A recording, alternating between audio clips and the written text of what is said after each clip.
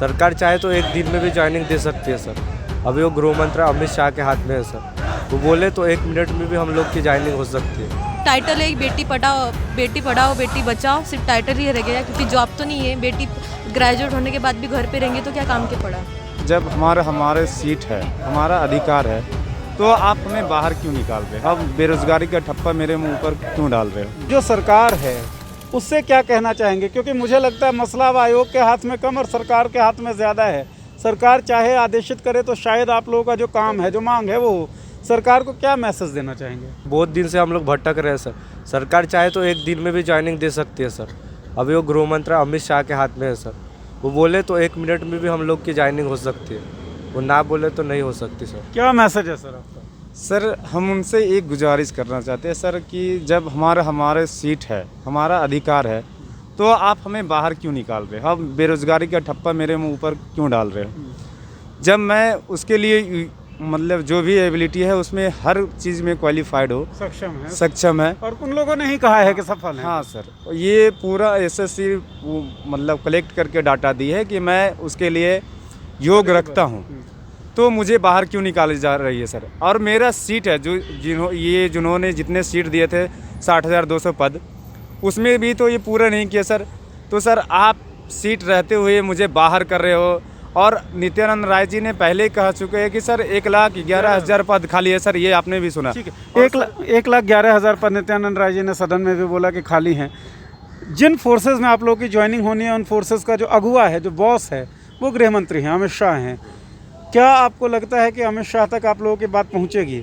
और अगर आप लोगों की बात अमित शाह तक पहुंच रही होगी तो क्या कहना चाहेंगे अमित शाह को? अमित शाह सर से हमें यही कहना है कि 1,11,000 वैकेंसी खाली है और जिनका ज्वाइनिंग अभी जो जहाँ ट्रेनिंग सेंटर में ज्वाइन हो रहे हैं, उसमें से अगर 600 वैकेंसी है तो उसमें से भी 450 या 500 लोग ही प्रेजेंट हो रहे हैं। उसमें से भी 100 या 150 लोग प्रेजेंट नहीं हो रहे, या इसी के चॉइस के कारण या कोई और प्रॉब्लम हो या कोई और वो ज्वाइनिंग नहीं हो, तो वो भी वैकेंसी खाली है, इसलिए हमें वो वैकेंसी दी जाए। मौजूदा जो सरकार है वो बेटियों के ऊपर, लड़कियों के ऊपर बहुत सारी योजनाएं लेकर आई। बेटी होने के नाते क्या कहना चाहेंगे, क्या मैसेज देना चाहेंगे सरकार को? बेटी पढ़ाओ बेटी बचाओ बोलते हो और जॉब नहीं तो क्या करेंगे? बेटी पढ़ के क्या करेंगे बताओ? जॉब ही नहीं है तो सिर्फ टाइटल है बेटी पढ़ाओ बेटी बचाओ, सिर्फ टाइटल ही रह गया क्योंकि जॉब तो नहीं है। बेटी ग्रेजुएट होने के बाद भी घर पे रहेंगे तो क्या काम के पड़ा।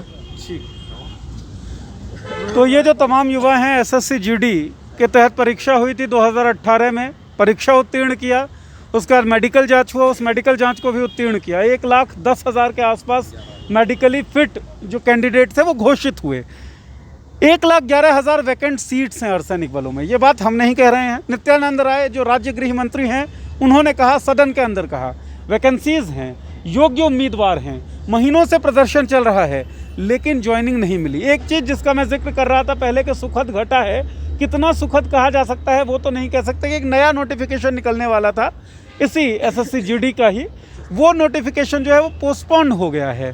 तो हो सकता है शायद जो इन लोगों का प्रदर्शन हो उसने असर डाला हो और इसलिए पोस्टपोन किया गया हो। जितने भी योग्य उम्मीदवार हैं, कई तरह की परेशानियां इनके साथ हैं। वित्तीय जो परेशानियां हैं वो सब देख रहे हैं, आर्थिक जो दिक्कतों का सामना करना पड़ रहा है।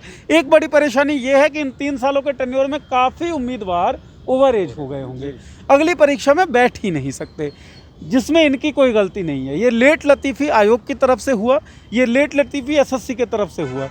एसएससी की गलती की सज़ा इन युवाओं को नहीं मिलनी चाहिए। संघर्ष करना इनकी परीक्षाओं की तैयारी का हिस्सा नहीं होना चाहिए, यही कहना चाहते हैं और यही संदेश भी देना चाहते हैं। आप देखते रहिए मॉलिटिक्स। हम आपको वो वीडियो भी दिखाएंगे जिसमें हम आपको दिखाएंगे कि एसएससी जीडी के जो ये अभ्यर्थी हैं, ये पिछले 1.5 महीने से दिल्ली में रह किस तरीके से रहे हैं, किस तरीके से अपना गुजारा ये लोग कर रहे हैं। देखते रहे मॉलिटिक्स। शुक्रिया। जन को होगी समस्या तो तंत्र से होंगे सवाल। आपकी आवाज़ अब सुनेगा देश। मुद्दा आपका, मंच हमारा। शेयर करें अपनी बात, हम बनेंगे आपकी आवाज़।